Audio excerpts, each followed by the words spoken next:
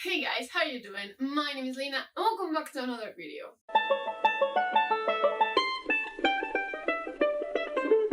So today we're going to have like a bit of a quick recommendations video. I have here for you today some fantasy standalones. I know that many people don't like series. I love series, but in case you don't, we're going to focus only on fantasy. I will have another one with sci-fi, and you know what? Let's just get started. And we're going to start with the best one, okay? This is the Sword of Kaigen by ML1. If you haven't been here a while, you know I love this book. This is my favorite book of the year. I doubt that anything is going to top this book. I doubt it. Well, The Burning God could be one, but this book, it's incredible. We are set on the Sword of Kaigen, which is a region of the Kaigenese Empire where the most powerful warriors are. Different families have like different abilities, and we're going to follow the Matsuda family. They have this power that's called the Whispering Blade. They can basically create a blade out of thin ice, and it's just so thin that can cut through everything. But yeah, we're going to focus on Misaki and Mamoru. Misaki is Mamoru's mother. She's really struggling with her life right now. She's now a housewife, and we are going to uncover her past. And oh my god, she's one of the greatest characters you're ever going to see. At the same time, we're going to follow Mamoru, and he's always been this loyal servant to the Empire until one day, with the arrival of a new student, he starts to question maybe the Empire is not perfect and maybe they're hiding something from us. I swear, just thinking about this book makes me want to cry. This is a quick warning. This book has its climax on the exact middle, so you're going to have to go through the consequences of war, and it's just devastating. So yeah, but it's just, this book is everything. This book is just such a good book. Oh my god. Then for something a little bit more light, we have Gods of Jade and Shadow by Silvia Moreno Garcia. She is the author of Mexican Gothic, which I read a couple of months and I really enjoyed. And then I got into this one, which I actually thoroughly enjoyed. We basically follow Cassiopeia, and she lives in her uncle's house until one day she finds this kind of a box, and inside that there's this splinter of a god's bone. She's stuck with the splinter in her finger, and then she starts seeing the god of death basically, and he's going to help him get all his power back. And there's a great scene here in Shivalba which was amazing. If you don't like trouble stories, this might not be for you, but overall I thoroughly enjoyed this one. It was just like a fun, kind of dark sometimes ride. So yeah, highly recommend this one. It's Mayan mythology, in case you don't know. Then let's go with an atmospheric read. This is the Deathless Girls by Kieran Milgard Hargrave. And I read this, I think it was last year already. And please let me show you this incredible, beautiful book. Look at the end pages, and then look at this. Oh my god, it's so beautiful. And it goes there on the spine too. But yeah, this one is so damn beautiful. But this is basically a retelling of the Brides of Dracula. It's really toned down on the vampire thing, but it's really atmospheric and dark, and it's great for the fall. I think that I forgot to recommend this one on my last video, but I thoroughly enjoyed this one. It's really a quiet, slow read. There's not much happening until the last pages, but still, it's so atmospheric and so dark. It's perfect for this time of the year, and yeah, I will highly recommend this one. Then we have here A Magic for Liars by Sarah Gailey. This is a heavily underrated book, and that's because the marketing for this book was fucking trash. It was just like, oh yeah, it's just like Hogwarts, but with murder mystery, and it's not. The magic is really the kind of more of a context for the story than anything else. It's more about the struggles of our main character with her identity, expectations, and such, so be aware of that. But basically we follow Ivy? I think it said Ivy, right? Yeah. She is a private investigator, and oh shit, they're going to break the rule. She's a private investigator and she's asked by her sister to help her investigate murder that happened in her sister's magical school, which is, I don't remember if she was the director or if she was just the teacher, but yeah, that's just the context. You're going to spend so much time inside Ivy's head that, you know, I just wanted to give you like that quick warning. But yeah, I really enjoyed this one because I knew what I was getting into, thanks Monica. So yeah, beware of that. Don't go into this one thinking, oh yeah, it's going to be magic everywhere. It's because there's not. So mind that. And then we have the Bone Houses by Emily Lloyd Jones, which I'm going to talk about next month a little bit more. But this is such a cool kind of standalone fantasy. We're set on Colburn, and the really weird thing about this village is that in the kind of forest that surrounds this little village, corpses don't stay dead. They are basically called the Bone Houses, and they are kind of zombies, but more of a skeleton type of zombie, not the one that eats you alive and such. We're going to follow Rin, and she basically takes care of the village graveyard, and one day she starts noticing that the Bone Houses are becoming more aggressive and they are attacking the village. So when he meets Elias, a young mop maker, they basically decide to go and investigate what's going on with the Bone Houses. I'm going to leave it at that. It has like a dark fairy tale vibe to it.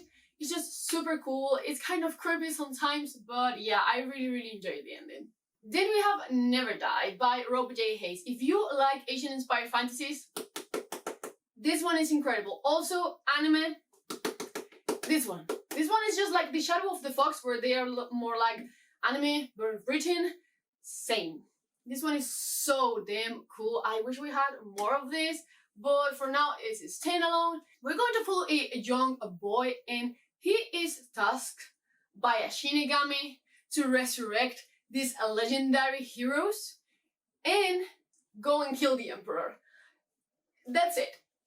It's insane. The opening sequence for this book was everything. It's just like a carnage, and it's insane. But yeah, I highly recommend this one. It's just such a fun ride. It's super short, so you can go through it in one sitting. It doesn't have like a 3,000. No, it just has 271 pages. So check this one out. I'm super excited to get into more of Rob J. Hayes' books because I have only read this one, but I really enjoyed it. It's just so damn fun. Then we have The Gutter Prayer by Gareth Hanrahan. This is more of a dark fantasy type book, and this is not technically a standalone, but it technically is. We have another book in the series, but it's not following the same characters nor the same story. It's actually following another character, but it's set in the same world. So you don't have to read the second book if you don't want to.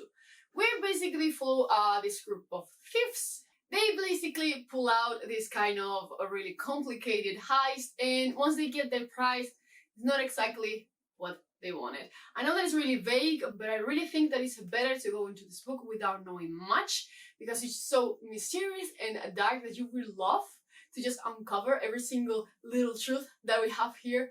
But yeah, I will just tell you, murdering walks guys is terrifying. But yeah, I really enjoyed The Gutter Prayer, and I can really actually wait to jump into the, what was the second one? Something about saints. But yeah, you don't have to read the second one, so I wanted to mention this one. In the same vein as The Gutter Prayer, I would really like to mention City of Lies by Sam Hogg. This is again a standalone, but there's a new book in the series coming out called Whole Empire that has nothing to do with this first book. I think that it actually follows the same characters, but it's a completely different story. Actually, if you read this one, you're good to go because it's a full kind of, it's a full closed plot, so you will be fine. But this is such a highly underrated fantasy. If you like siege, slow burn fantasies, you're going to love this one. We basically follow two siblings. One of them is Joven. He's kind of the master of poisons, and he's basically tasked with the welfare of the king. Basically, he has to keep him safe and such, until one day, he's actually poisoned, and it's up to Joven to find out how it happened. Then we're going to also follow Kalena's So I told you, Javan's sister. And she is actually more of a spy and more of a political intrigue character. She is fantastic. I loved her so much. She just adds so many things to the story. But yeah, she's also going to try and investigate what's going on and how all the poisoning happening. But if that wasn't enough, the palace is going to go under siege. They are all going to be trapped, and they are going to have to try and figure out how to save their city. It's just so damn nice. I thoroughly enjoy this one. I think it's super, super underrated. So not many people have read this, but yeah, again, it's quite slow, but I thoroughly love this one. Then another kind of standalone fantasy. This is Phoenix Extravagant by John Halley. This was my first John Halley book, and I thoroughly enjoyed it. Even though I had like some trouble with the pacing, overall, the concept and some of the characters I really enjoyed, mostly our main character. In this one, we follow Jade. They are an artist and they were applying to the Ministry of Art, but for some circumstances, they are actually going to end up on the Ministry of War. And the cool thing about it is that they have to investigate what happened with the dragon automaton that basically annihilate an entire village. And it's so cool. The concept is so cool. The magic system in this one is based around painting and using works of art as kind of ink. It's just such a cool concept. I highly recommend that if you find this one interesting, that you check it out because it's quite of an original concept.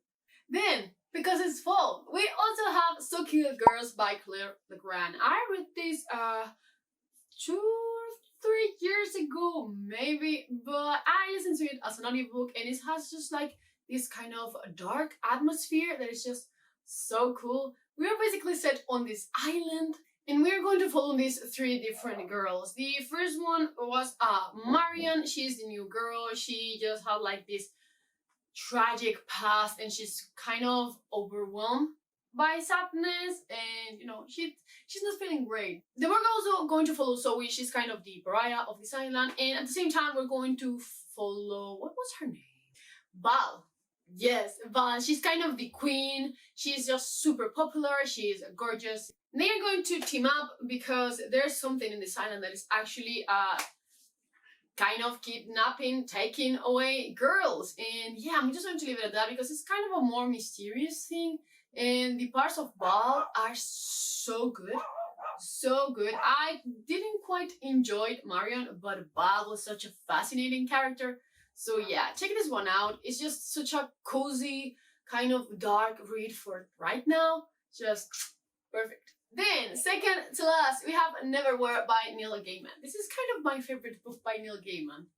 Oh, I could 100% talk about Stardust too, but let's just focus on Neverwhere for a bit. This is the illustrated edition, which is fucking gorgeous.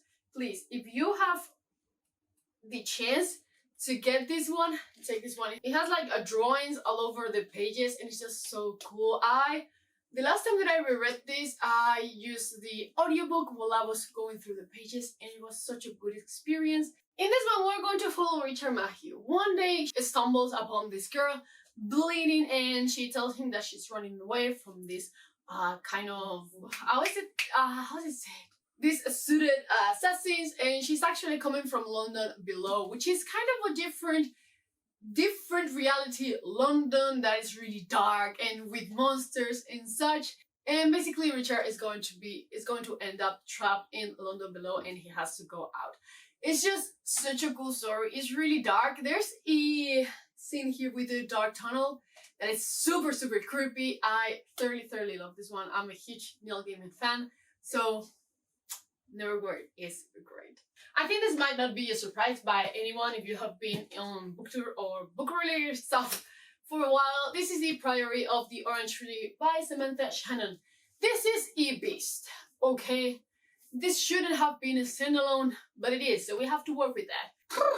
In this one, we have like 2 different types of dragons. We have like the good dragons and the dark evil dragons. The dark evil dragons are like kind European dragons, and the okay good dragons are the Asian inspired dragons. So in this one, we're going to follow 2 main POVs. There are a couple of more of them, but the main ones are two girls. The first one is Jade. Is that how you say her name? I'm not 100% sure. She is part of the court. She basically helps the queen of, I think it was the West. Was it the West? And she is there basically to protect her. Then at the same time, we're going to follow Tane. She has basically trained her whole life to become a dragon rider, and we're going to follow her journey basically. But of course, at the same time, a apparently, supposedly banished evil is coming back, and their paths are going to basically collide. It's a thick fantasy, okay? There's tons of world building, a little bit of info dumping, but overall, it's a super cool dragon fantasy. So I would highly recommend to check out the Priory of the Orange Tree. I wish this was a duology or a trilogy because the ending wrapped up too fast. So that makes me not love this one as much of the rest of them, but still, I think this is 100% worth the read. And the time, because it's really long.